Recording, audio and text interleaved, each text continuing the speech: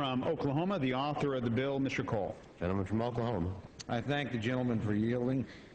As I listen to my colleagues on the other side of the aisle, I would just urge them to read the bill. It's only 3 pages long. And the things I've heard so far don't have anything to do with this legislation. This legislation doesn't raise the legal contribution limit for anybody. This legislation doesn't allow corporate contributions. This legislation keeps in place all the disclosure requirements to presidential campaigns that we currently have. So those of you that are concerned about those things don't need to be concerned about this bill. H.R. 359 is really a very simple piece of legislation. It does 2 things. It removes taxpayer funding for presidential campaigns, and it eliminates taxpayer funding for political party conventions by the 2 major parties. Now, I have to say, if you look at whether or not these ideas have been popular, historically they frankly haven't. When this was put in the 1970s, the idea was that it would spread. It hasn't. We don't fund any of our elections with taxpayer dollars, our colleagues in the other body with taxpayer dollars, and frankly, as my friend Mr. Lungling pointed out, popular participation in this program has declined for almost 30 consecutive years, from a high of 28% in 1980 to barely 7% today. So there's not much indication that it's popular. I need to say for the record, I philosophically have always been opposed to taxpayer dollars being used for political advocacy of any kind. Some of my friends on the other side have a very different point of view, and I respect that. We just have a philosophical difference. I think this is an inappropriate use of public money.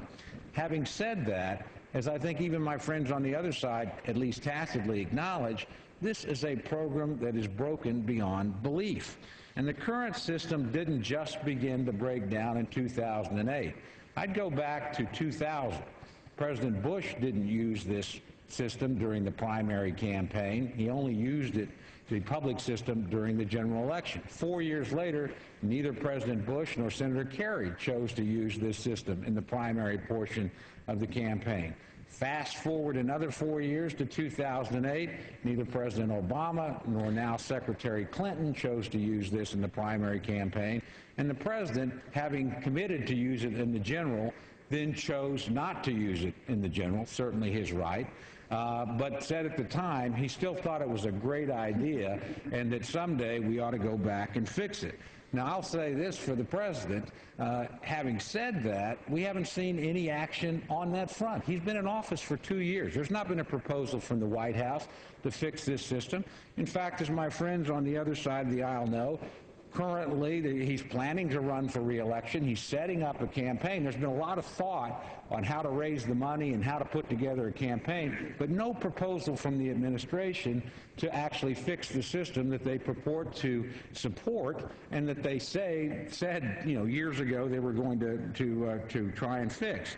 That's not true, by the way, of every member on the other side. There have been some that have, I think, genuinely tried to fix things. But let's recognize this system's been in decline and decay for a long time. Now, the estimates are we could save $612 million over a 10-year period. We all know in this chamber we have a $1.4 trillion deficit problem. Governing is choosing and prioritizing. This is $612 million that doesn't feed a single American, doesn't educate a single American, doesn't build a single mile of interstate highway or infrastructure, doesn't pay to defend the country. It simply goes to support a handful of politicians that want to run for president, many of whom are marginal. Asked additional.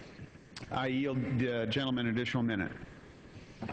And so in an era when we have to make genuinely hard decisions, to me, this is a no-brainer. This is a lot less important than a lot of the things that we need to consider and a lot of the decisions we'll have to make. There's leadership by lip service and there's leadership by example.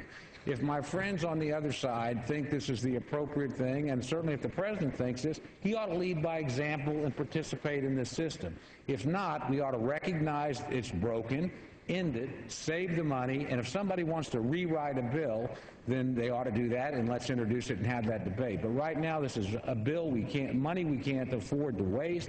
This is a system that's broken. I urge my colleagues to support H.R. 359. Let's get rid of this outdated system. With that, I yield back.